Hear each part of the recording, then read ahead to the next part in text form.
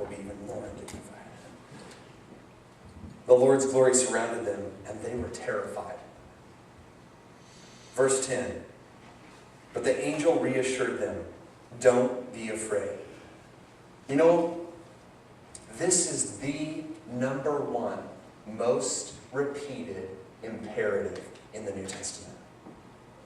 The most number one thing said as a command in the New Testament is, don't be afraid. Don't be afraid. You see, this world is afraid. This kingdom, these kingdoms on this planet are afraid. They're afraid another kingdom might come and attack them. Or maybe their kingdom is built on economic strength and they're afraid that will go away. Or maybe they have a relationship and they're afraid that that might be torn away. There are lots of reasons to talk about how bad it is on the planet. It takes no supernatural power to say things are tough. And it might get tougher. But the number one command from heaven is, fear not. This world is governed by fear. But not his kingdom. Not his government. You know the government, the kingdom that we talked about last week? The one that Josh just read will never end? No fear there. Why? Because it's not advanced by military conquest. It's not about strict observance to a religious code that maybe you didn't do enough, therefore. Now you better be afraid and better do a little bit more. It's not based on what you do. It's based on what he did. And here's what he did. Don't be afraid, he said. I bring you good news that will bring great joy to all people. That's the spot that gets me every single time. I bring you good news. It's good news. Not just good advice. It's good news. It's current. It's active. It's real. And it will bring great joy to everybody.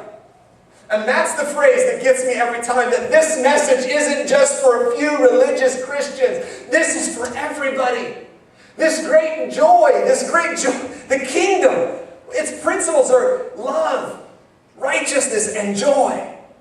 This Christmas, I want you to have joy. I don't want to heap another religious code. I want you to have joy. I want you to celebrate this good news. He's brought us good news that will bring great joy for everybody. Everyone, I want you to try it. Santa is famous at it, but listen, repeat after me. Ho, ho, ho. Ha, ha, ha. He, he, he. Some of you need some practice. Listen, that's called laughing. All right, good. Try to get ha, ha, ha. Ho, ho, ho. It's fun, all right? Try it. Oh, come on. Goodness, good news. Yeah. Yay, all right. If you can't be happy about Jesus, then what can you be happy about? Money? No, it might be gone. A relationship? That can be taken from you. That you're a part of a good country or nation or political. It's all. None of it lasts. Except for this one. I'll bring you, don't be afraid, he said, I'll bring you good news that will bring great joy to all people. The Savior, yes, the Messiah, the Lord, has been born today in Bethlehem, the city of David. The Savior, the one who saves. Okay, this is deep, right? Savior, he saves. Are you in trouble this morning? He saves. The Messiah. Now that one's a little bit trickier. This is the chosen one, the anointed one, the called one, the one from Isaiah 61 that was to come and do away with all pain and all suffering, to bring healing, to bring a new kingdom, a new government. And then it goes on to say, he's been born in the city of David. And if you went back up another paragraph at the beginning of this chapter, he says, his dad is a descendant of David. Joseph. We're talking about a king. The king has been born. The king of the kingdom that will never end has been born. We talk about it being a kingdom that we don't understand well. He was born in a way that no king ever has been born. Not before or not since. He's born in a barn. Less than a barn. and he's laid in a feed trough. The king. That's a humble beginning, okay? Some of you think you came from a humble beginning. There are no nurses attending this. No caring family members around. Just the lowing of cattle and the sheep and all of a sudden these men break in. Filled with expectation. Can you imagine these shepherds? Like, if you're sitting there, you're doing your work, go to Bethlehem, these angels appear, and after they say you're going to go, all of a sudden a host of heavenly angels appear. This would motivate some of us.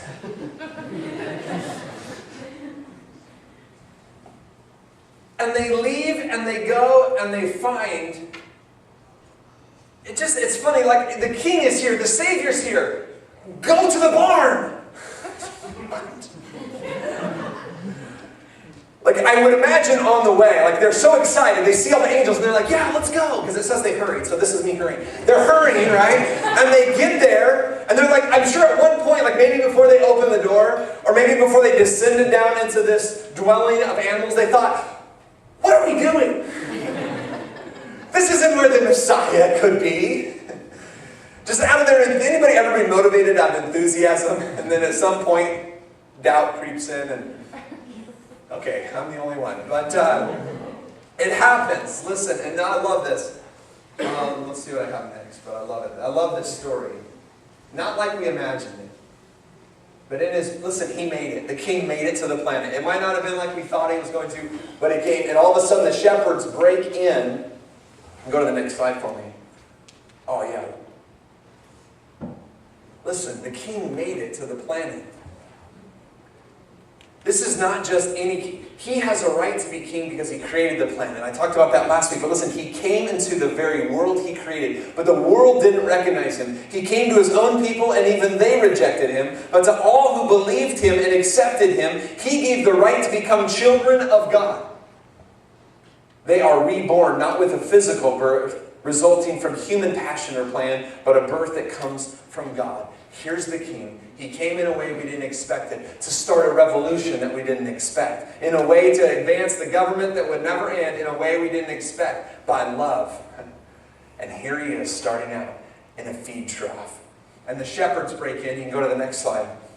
The shepherds break in on the scene. They hurried to the village and found Mary and Joseph, and there was a baby lying in the manger.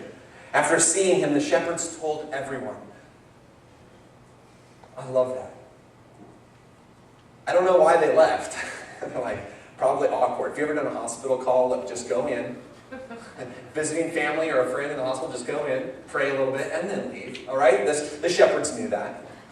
They just go in like, hey, all right, you just had a baby. We've seen them. This is awesome. We're going to go. I could go on, but after seeing him, the shepherds told everyone what had happened and what the angel had said to them about this child. When you have an experience with God, you can't help but tell everyone what happened. When you experience God, you can't help it. It's not like, hey, now I've got to go and do this. You've experienced it. It's real to you, and now you've got to. I just wonder about the people. I wonder, like, where did they go? Did they stop for a cup of coffee afterwards? And like while they're sitting there getting their coffee, they're telling everyone, listen, we were out in the fields where we were supposed to be. The sheep are still out there. But listen, we were out there where we were supposed to be, and the angel appeared. He said, don't be afraid. He told us what was going to happen. Then a whole bunch of angels appeared. Make no mistake about it, those who wrote this book, those who died because of what they wrote, understood that this baby lying in a manger was worshipped not by just them, but all of heaven also. Can you imagine the guy sitting there? He's like, maybe he just got off work. He's late. Go home, and he needs a cup of coffee. He's drinking a cup of coffee, and all of a sudden these shepherds break in. They're like, we just saw the Messiah in a manger. And he's like, you know, the angels told us it was going to happen just like that. He's like, yeah. I wonder if like that same guy, a few years later, sitting in the same coffee place when all of a sudden these kings walk in. They're like, we've seen him. The King of all kings has been born. He's like 3 now.